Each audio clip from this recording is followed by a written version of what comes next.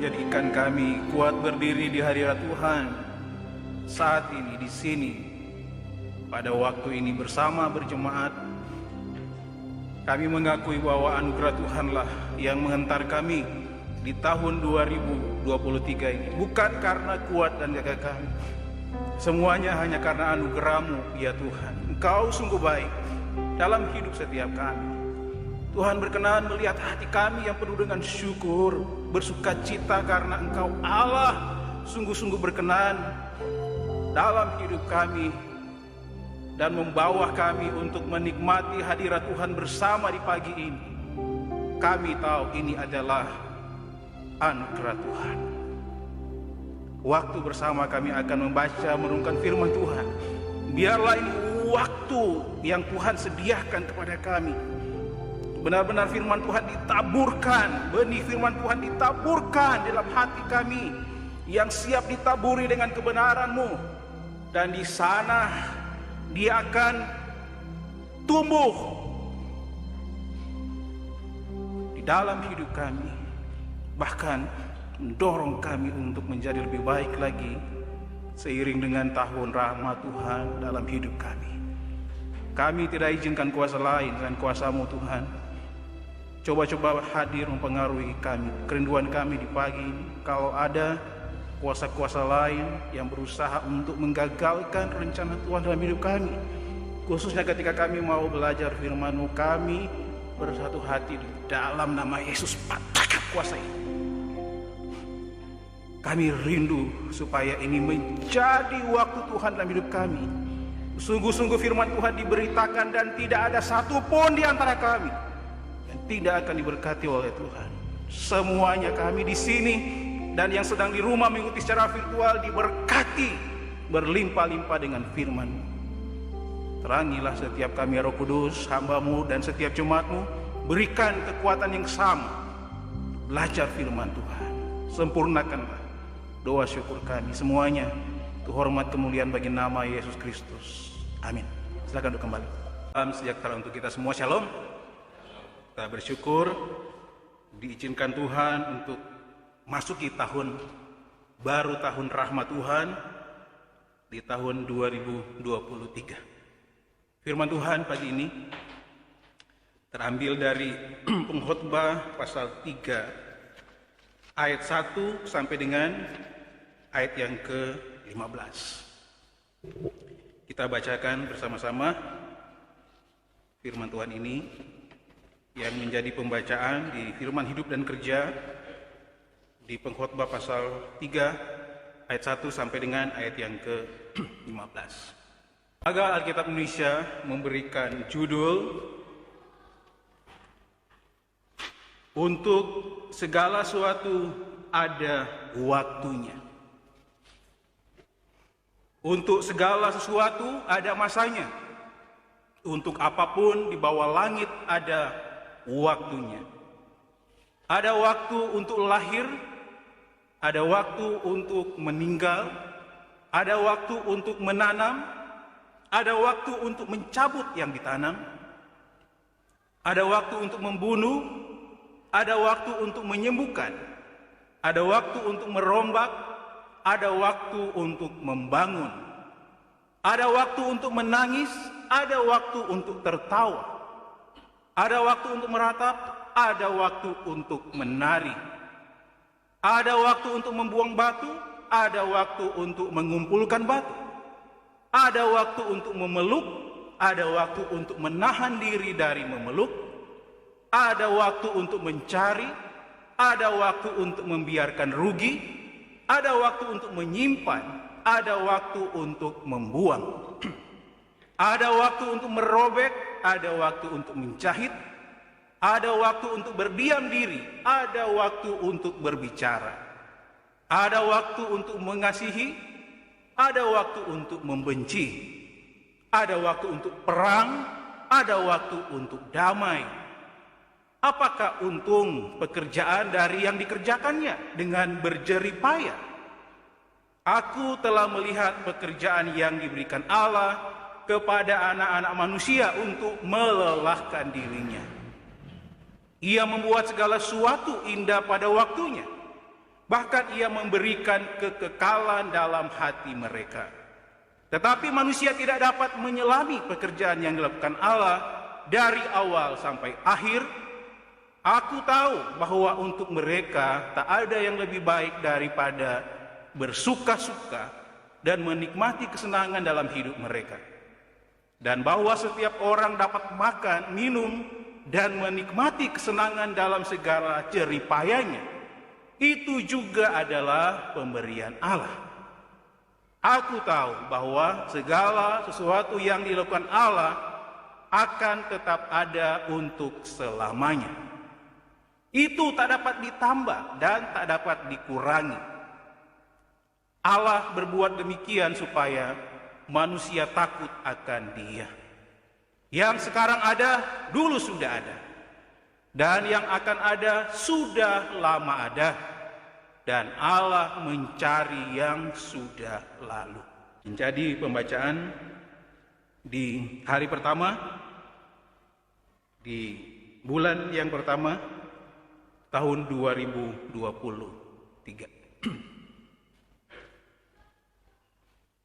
Saya memberikan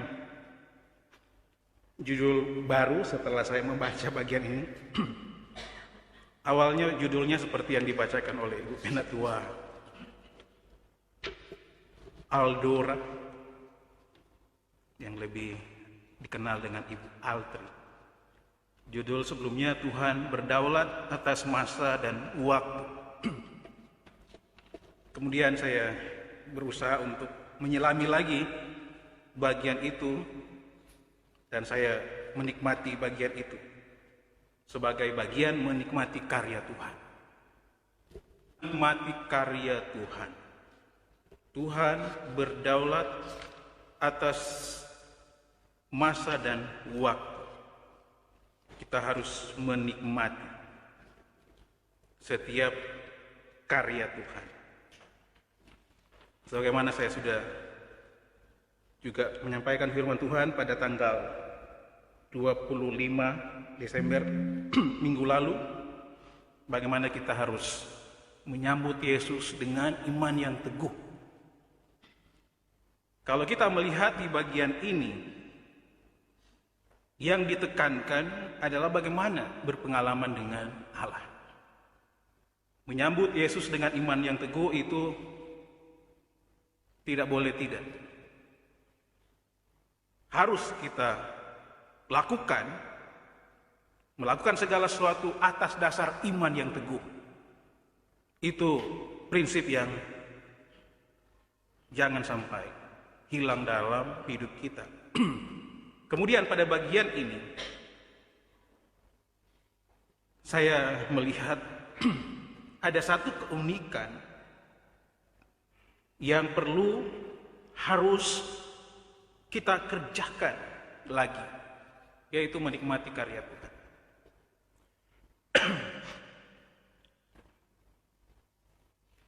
Tadi pagi kira-kira jam berapa kita bernyanyi itu? Jam 1 saya sambil menikmati ya lagu-lagu itu. Ada satu lagu yang teringat ya, saya masih ingat lagu sesi yang kedua yang dinyanyikan oleh para wanita-wanita. Yang itu dipopulerkan, kalau saya tidak salah ya, nama keren band mereka itu Project P atau Pandiangan Project. Bapak Ibu kalau dengar lagu itu atau menyelami seperti saya ya, saya pikir ini yang akan saya khotbahkan hari Minggu besok. Saya sudah mulai mempersiapkan bagian ini mulai hari Kamis. Kira-kira Rabu saya sudah mulai mempersiapkan khotbah ini. Kemudian saya memutar-mutar apa yang akan dikhotbahkan, karena kitab pengkhotbah ini tidak akan pernah dikhotbahkan secara baik kalau tidak dikhotbahkan bagian terakhir pasal ini. Segala sesuatu akan sia-sia kalau kita tidak takut akan Tuhan. Pasal 12 ayat yang ke 12.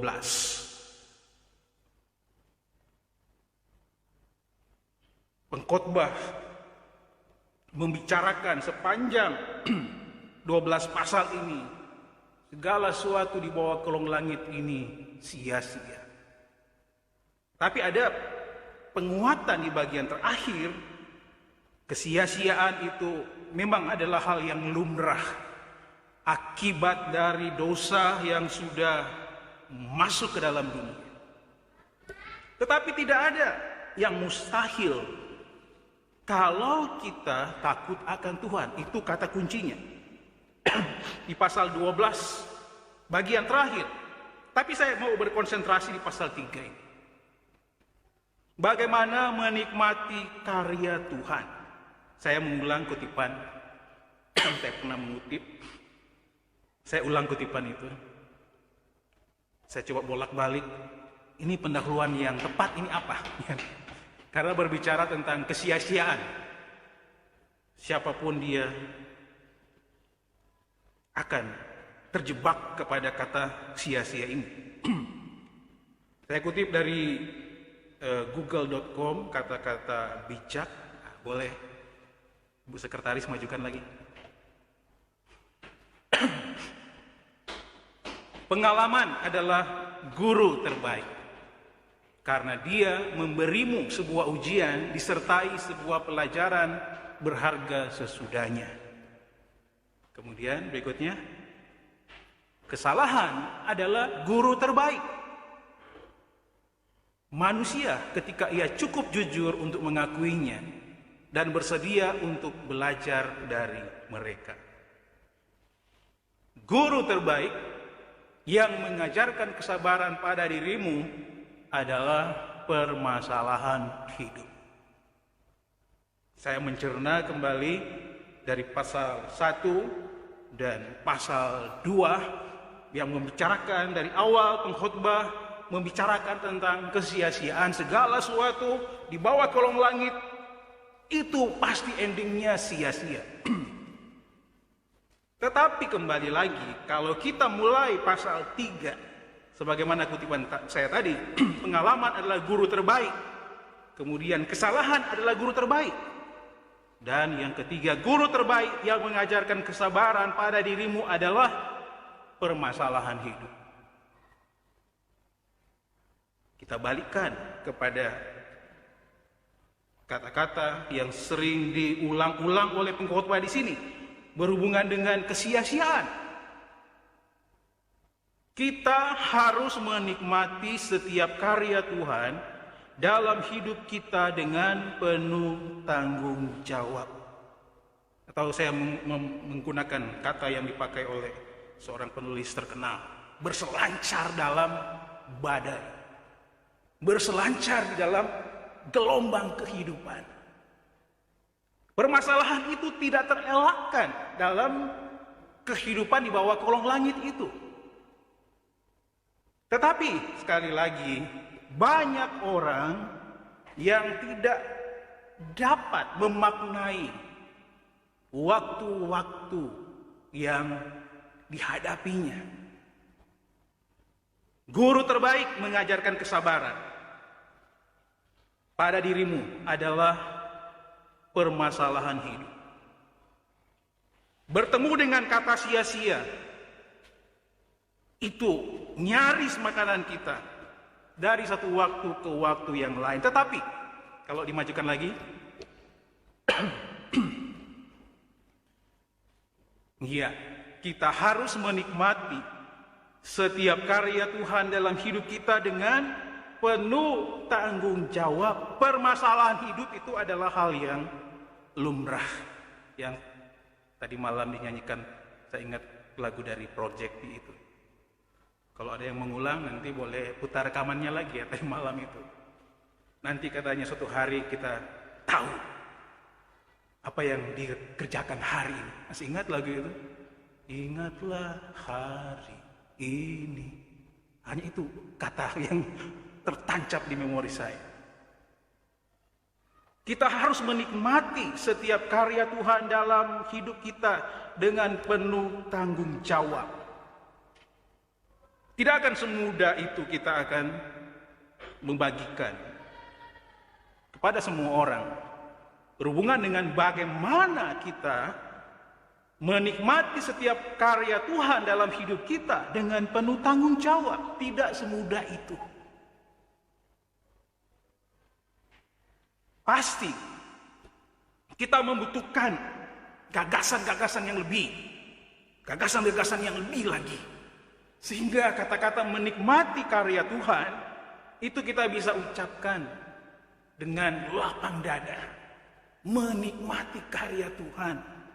Tidak seperti kata-kata yang indah yang kita ucapkan kalau kita tidak mengalaminya. Kalau saudara mengalami setiap karya Tuhan sebagai anak-anak Tuhan, saya meneteskan air mata terus menerus. Kenapa anugerah Tuhan itu cukup bagi kita? Bukan hanya karena kita punya Allah yang besar, yang penuh dengan kuasa, penuh dengan kedaulatan, penuh dengan kehendak, penuh dengan rencana. Tetapi kita berpengalaman dengan Allah yang berotoritas itu. Sering saya membagikan pergumulan-pergumulan saya. Tapi rasa-rasanya dalam bergumul itu menjadi sangat konyol sekali. Dalam perspektif saya sebagai hamba Tuhan. Ketika bergumul, terus bergumul dengan kehidupan, kita selalu ada pada keadaan di mana berlawanan dengan predikat kita, predikat saya. Tetapi sekali lagi menikmati karya Tuhan, ketika kita mampu menyelami anugerah-anugerah Tuhan itu, kita mampu melihat Tuhan yang penuh dengan kedaulatan itu adalah Tuhan yang sangat dekat dengan hidup saya. Dalam hidup kita semua. Saya tidak perlu merinci apa saja itu. Kalau berkenan saya share pengalaman saya. Tetapi pengalaman saya bukan segala-galanya. Masih Bapak Ibu punya pengalaman-pengalaman yang besar, yang dahsyat dengan Tuhan. Tetapi kembali lagi, saya selalu mengingat apa pernyataan-pernyataan saya. Dalam hal apapun, tidak akan pernah terlepas dari apa yang kita alami. Kalau berkata-kata, itu mudah. Tetapi kalau belum mengalami, itu hambar rasanya. Kata-kata itu. Tapi kalau kita benar-benar sudah mengalaminya, satu kata saja yang kita lepaskan itu, kata-kata yang berat rasa-rasanya. Kenapa semuanya itu bisa lahir? Karena kita mengalami Allah, mengalami Tuhan di dalam hidup kita. Tidak hanya sekedar percaya, tapi benar-benar kita alami dalam hidup kita sebagai orang percaya. Mungkin kadang-kadang saya berpikir, saya terus mengejar tentang kekudusan saya, tentang kerohanian saya, tetapi banyak orang yang terseret-seret juga dalam keterpurukan kehidupan rohani. Saya terus juga membayangkan bagaimana kalau semua orang setidak-tidaknya mempunyai pengalaman dengan saya. Pengalaman yang sama dengan saya, bukan berarti pengalaman saya itu pengalaman yang hebat, terhebat di bawah langit, tidak. Tapi kalau kita berpengalaman dengan Allah, selalu dan selalu saja kata sia-sia itu kita bisa konversi menjadi penyembahan kepada Allah. Tetapi kalau kita tidak berpengalaman dengan Allah, segala sesuatu itu pasti dan sangat pasti sia-sia. Tapi kita menikmati karya Tuhan dengan penuh tanggung jawab. Seperti kata saya, kata itu berat untuk diucapkan. Karena penuh dengan nilai, penuh dengan kualitas Tuhan di dalam hidup kita. Tahun 2022. Sekilas saja.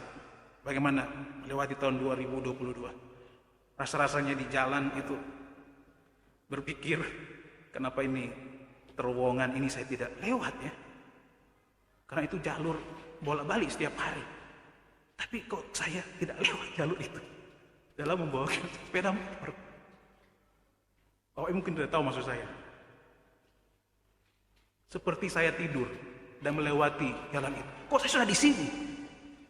Maksud saya bergumul dengan Tuhan. Panjang jalan bergumul dengan Tuhan. Tuhan tolong, Tuhan tolong, Tuhan tolong, Tuhan tolong. Dan yang terjadi adalah Tuhan menolong.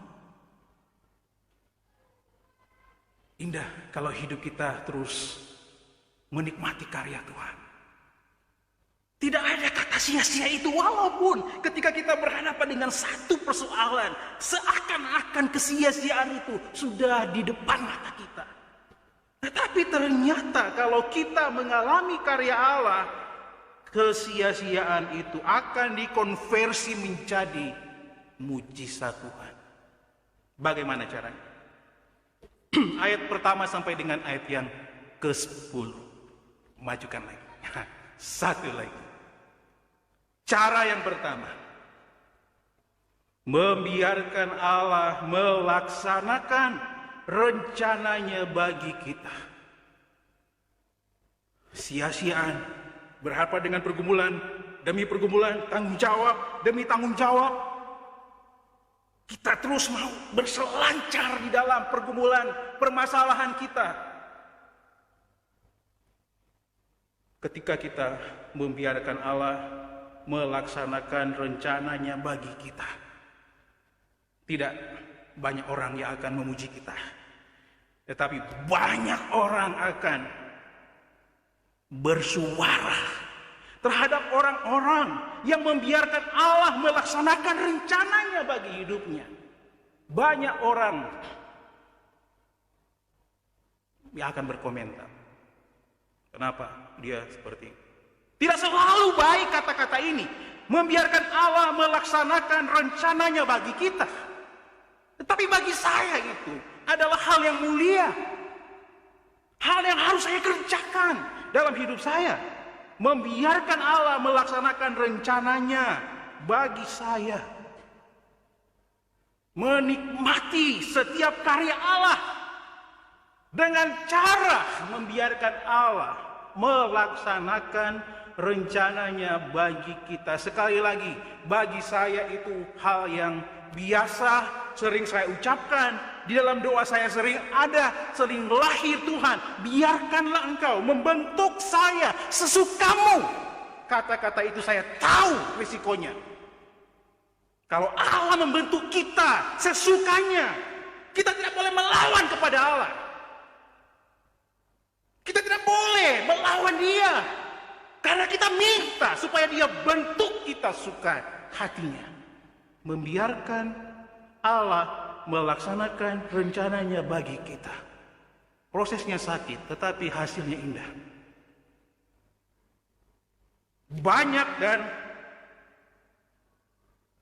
Banyak orang akan melakukan itu. Tetapi dengan persepsi bahwa kesia-siaan belaka dalam hidupnya. Tetapi mari kita lihat bagian-bagian ini, ayat 1 sampai ayat yang ke-10. Bagaimana berselancar di dalam gelombang-gelombang kehidupan. Bagaimana menikmati setiap karya Allah dengan membiarkan Allah melaksanakan rencananya bagi kita. Perkara-perkara yang tampaknya paling bertolak belakang satu sama lain dalam perputaran peristiwa akan mengambil gilirannya dan terjadi. Itu tidak dapat dipungkiri.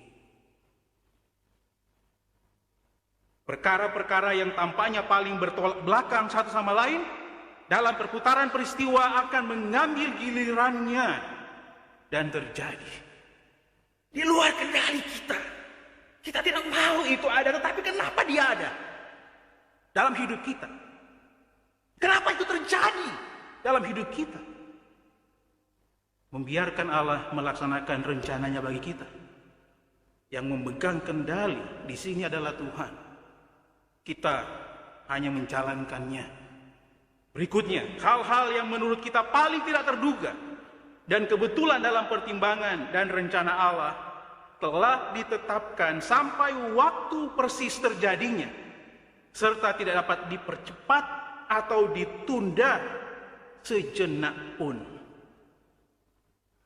Dalam pertimbangan dan rencana Allah telah ditetapkan sampai waktu persis terjadinya, serta tidak dapat dipercepat atau ditunda sejenak pun. Dalam tulisan artistik khas Ibrani, penulis mengungkapkan pasangan hal-hal yang menurutnya masing-masing ada masanya. Ada 7. Angka penting dalam perjanjian lama berarti lengkap. Ayat yang masing-masingnya berisi 2 pasang hal yang bertentangan.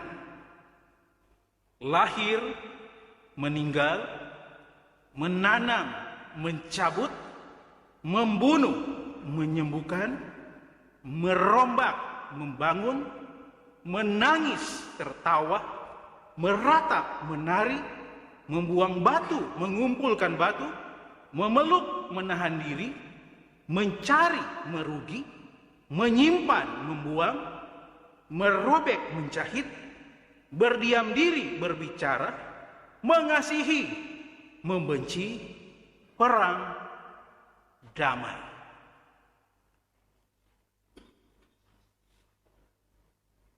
Maksud pengkhotbah, semua kejadian dalam alam dan dalam hubungan manusia telah diatur dalam ritme yang demikian. Ada waktu, ada masanya,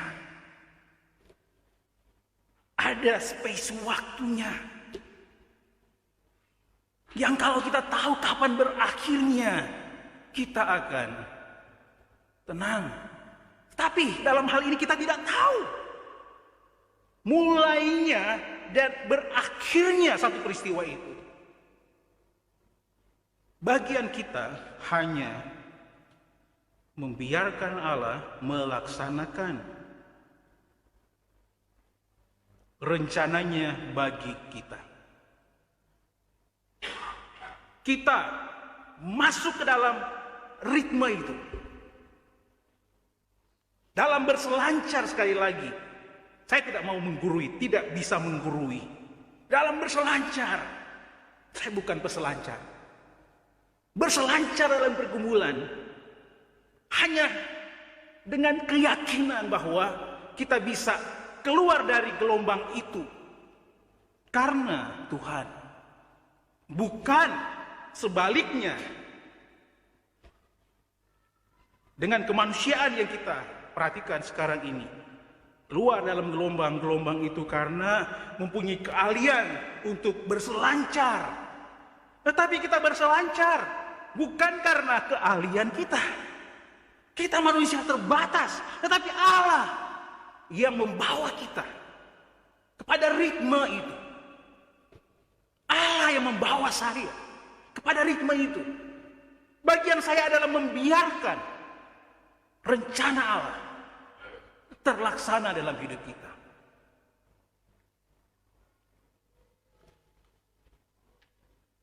Itu ilustrasi yang sederhana.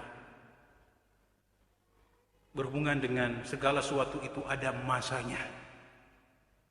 Ada waktu yang sudah disediakan. Yang kita tidak tahu akhir dari peristiwa itu.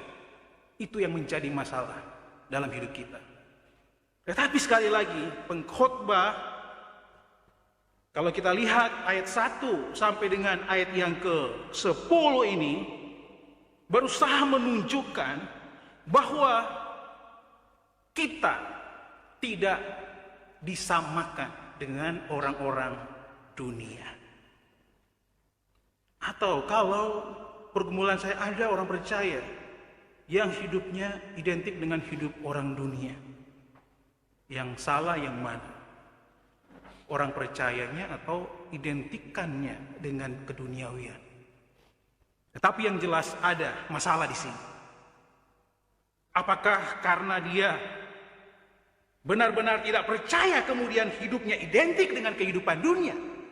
Atau karena hidupnya sebenarnya orang percaya tetapi karena keadaan yang memaksa dia menjadi identik dengan orang dunia?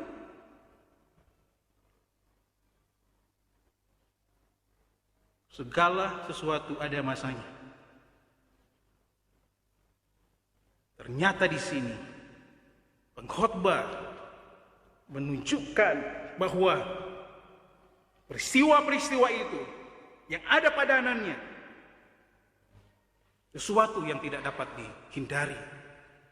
Tapi kita harus masuk kepada ritme itu dengan syarat kita harus membiarkan Allah melaksanakan kehendaknya di dalam hidup kita.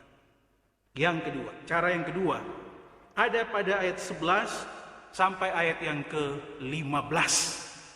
Mempercayai rancangan Allah yang terbaik bagi kita. Yang pertama sepertinya dalam berselancar. Kalau kita tidak mau mengandalkan keahlian kita, kemampuan kita, mungkin orang berpikir ada insting dalam berselancar. Pasti akan mati. Pasti dia akan masuk, terseret pada gelombang itu. Dan dia tidak akan berdaya. Tetapi kembali di sini kita lihat, dalam hal kita menikmati karya Tuhan, kita harus membiarkan Allah melaksanakan rencananya dalam hidup saya. Yang kedua, mempercayai rancangan Allah yang terbaik bagi kita. Percaya pada rancangan Allah. Rancangan Allah adalah rancangan yang terbaik. Rancangan Allah adalah rancangan damai sejahtera. Rancangan Allah adalah rancangan penuh dengan berkat. Rancangan Allah penuh dengan damai dalam hidup orang-orang yang percaya. Ayat yang ke-11. Orang bijak menurut nats ini adalah orang yang mempercayai bahwa rancangan Tuhan adalah kehendaknya yang terbaik meski terkadang sakit ia rasakan. Rancangan Tuhan adalah kehendak yang terbaik meski terkadang sakit ia rasakan. Itu orang bijak. Mempercayai rancangan Allah yang terbaik dalam hidup kita. Meskipun itu merugikan secara manusiawi. Dalam rancangan Allah, kita akan mengalami sesuatu yang bertentangan dengan keinginan kita. Tetapi sekali lagi itu akan berbanding terbalik dengan kenikmatan. Menikmati karya Allah di dalam hidup kita.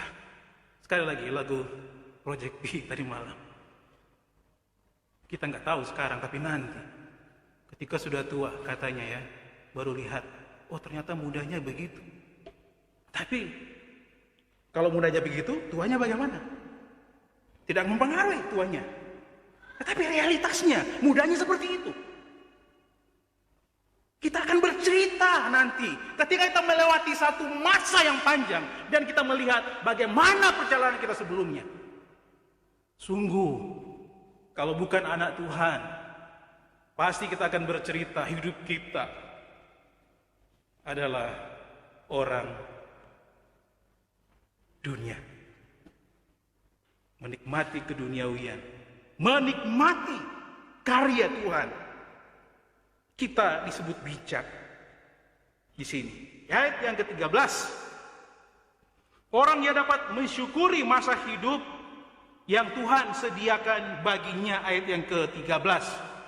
Dan bahwa setiap orang dapat makan, minum, dan menikmati kesenangan dalam segala jeripayanya itu juga adalah pemberian Allah. Mensyukuri masa hidup yang Tuhan sediakan baginya itu juga adalah pemberian Allah. Percaya pada rancangan Allah. Rancangan Allah adalah rancangan yang terbaik bagi saya, bagi setiap orang yang percaya. Pada ayat yang ke-14, ia juga tidak mudah mengeluh karena ia tahu bahwa Tuhanlah yang merencanakan masa hidupnya, yaitu hidup untuk kemuliaannya. Aku tahu bahwa segala sesuatu yang dilakukan Allah akan tetap ada untuk selamanya. Itu tak dapat ditambah dan tak dapat dikurangi. Allah berbuat demikian supaya manusia takut akan Dia. Membiarkan rencana Allah terlaksana dalam hidup kita. Tapi kita harus percaya dengan sungguh-sungguh bahwa rancangan Allah adalah rancangan yang terbaik dalam hidup saya. Allah merencanakan sesuatu, itu adalah rancangan yang terbaik. Tidak ada padanannya dengan rancangan-rancangan yang terbaik apapun selain rancangan Allah itu sendiri. Walaupun sisinya kita akan mengalami suatu hal yang tidak menguntungkan bagi kita. Tetapi itu sekali lagi di dalam Tuhan kita melihat kalau Tuhan mengerjakannya dalam hidup kita itu akan terbalik-balik pandangan saya dan pandangan orang tentang saya. Saya punya relasi dengan banyak orang. Dalam keluarga, berelasi dengan istri, berelasi dengan anak-anak, di gereja berelasi dengan jemaat, di tempat mengajar berelasi dengan teman-teman mengajar, dengan siapa yang diajar. Banyak sekali relasi, dan relasi selalu beresiko. Apapun itu, pasti ada resikonya. Ayat yang ke-22 petunjuknya yang penting untuk diingat adalah Tuhan meminta kita untuk dapat menggunakan masa hidup ini dengan sebaik-baiknya.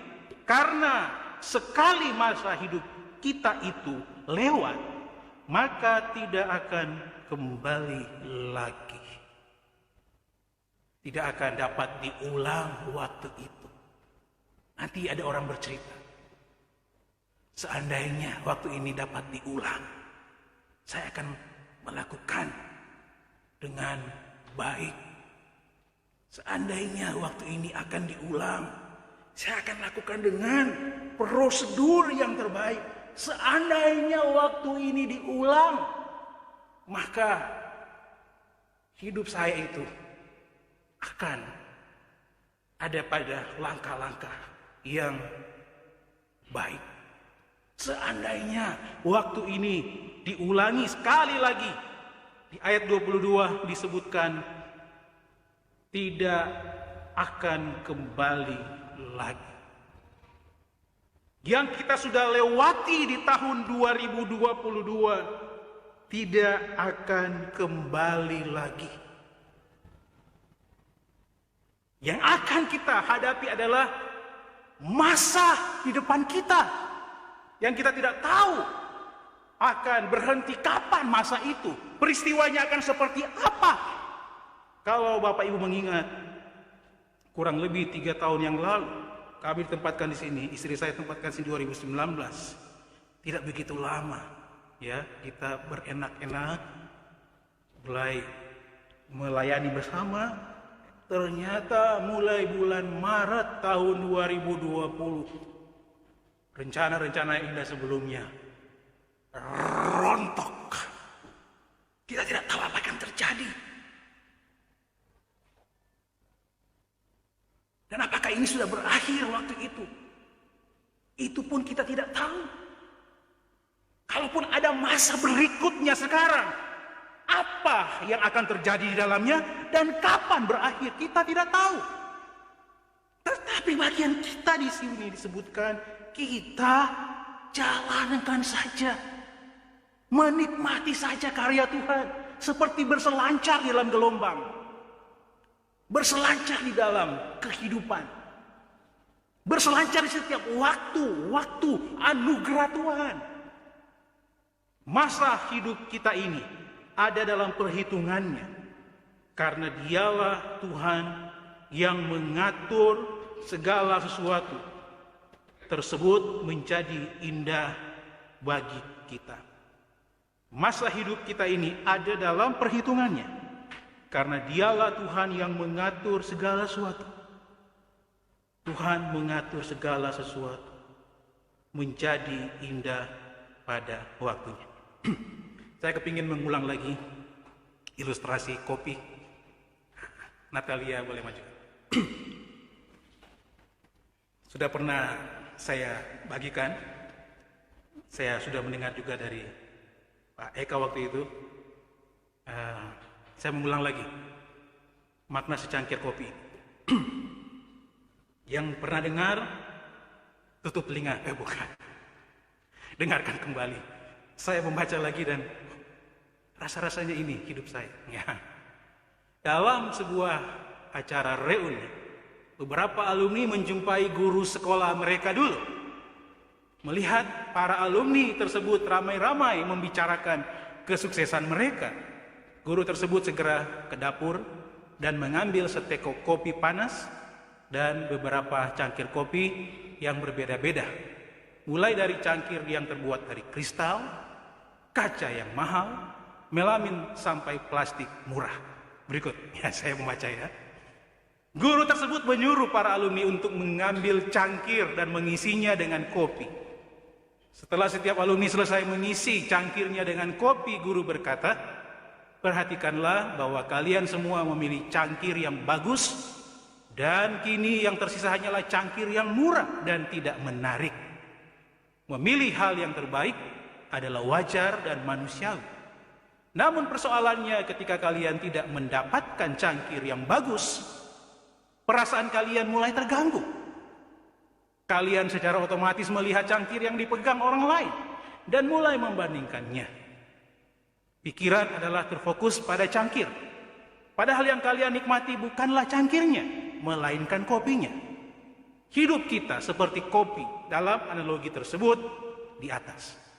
Sedangkan cangkirnya adalah pekerjaan, jabatan, dan materi yang kita miliki. Jangan pernah membiarkan cangkir mempengaruhi kopi yang kita nikmati. Cangkir bukanlah yang utama.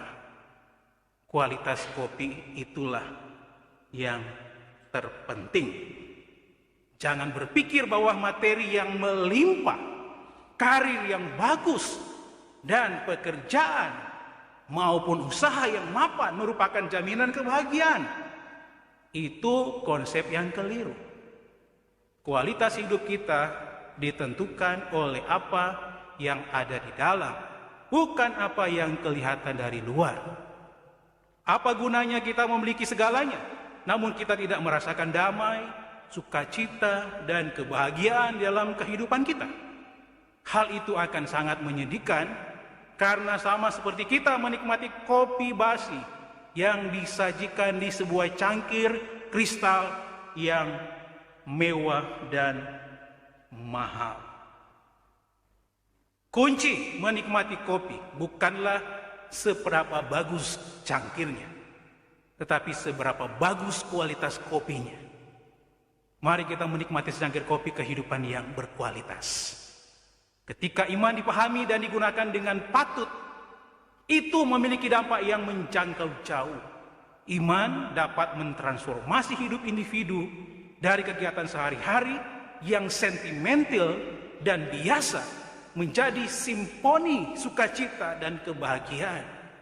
Penggunaan iman amatlah penting bagi rencana kebahagiaan Bapa di sorga. Yang terakhir, tetapi iman sejati, iman kepada keselamatan terpusat pada Tuhan Yesus Kristus. Iman pada doktrin dan ajarannya, iman pada bimbingan kenabian dari orang yang diurapi Tuhan, iman pada kapasitas untuk menemukan karakter dan tabiat yang dapat mentransformasi hidup. Sungguh iman kepada juru selamat adalah asas tindakan dan kuasa. Itu penutup yang saya copy paste lagi. Sudah pernah saya dulu gunakan berhubungan dengan secangkir kopi. Saya suka pakai kopi karena ada Pak Mahen. Mana-mana bukan hanya menawari kopi, bawa perangkatnya. Ya. Bukan hanya sekedar menikmati kopi itu, tapi melihat bagaimana kopi itu diramu untuk menjadi minuman yang menggetarkan jiwa. Begitu. Tapi sekali lagi di sini, filsafat secangkir minum kopi ini bukan pada tempatnya, tapi pada kualitas kopi. Kopi basi ditaruh di tempat yang mewah sekalipun, yang mahal sekalipun, tetap saja basi. Tidak akan mempengaruhi kualitas kopi itu. Tapi kopi yang baik kita minum di cangkir yang sederhana, rasanya kopi, bukan rasa cangkir. Hidup kita, saya tidak menyamakan dengan secangkir minum kopi, tapi setidaknya kita tahu bagaimana kita bisa menikmati karya Tuhan itu. Bukan pada alat-alat perangkat di sekitar kita, tapi menikmati karya Tuhan sesungguhnya dari dalam hidup kita. Dengan iman kita, berbicara sehebat apapun, sebaik apapun, tanpa iman yang menyelamatkan, basi kopi. Tidak ada rasanya, tidak ada keistimewaannya kopi. Kopi yang kita coba cari, kopi yang paling enak, kopi yang mana?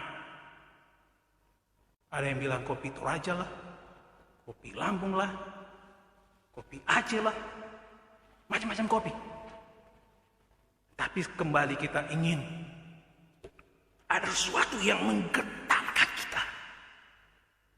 Ada sesuatu yang berbeda. Kopi-kopi yang kita coba